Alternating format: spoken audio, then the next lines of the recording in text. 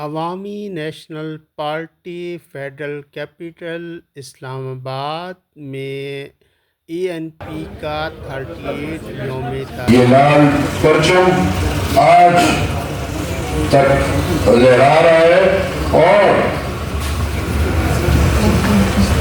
یہ لال پرچم خون سے لال ہے۔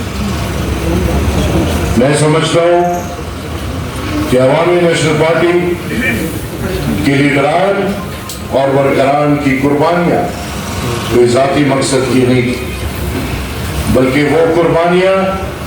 اس قوم کے لیے تھی، اس سرزمین کے لیے تھی، سچائی کے لیے تھی، جمہوریت کے لیے تھی، لوگوں کے حقوق کے لیے تھی۔ اور ہماری غلطی صرف یہ ہے کہ ہم نے ان سب چیزوں کے لیے آواز اٹھایا ہے، ہم نے ان سب چیزوں کی نفی کی ہے، ہم نے بندوق کے روزگار میں امن کا نعرہ اٹھایا ہے۔ اور میں یہ سمجھتا ہوں کہ میرے سمیت عوامی نیشنل پارٹی کا ہر ورکر آج بھی امن کے لیے اپنی جان قربان کرنے کو تیار ہے۔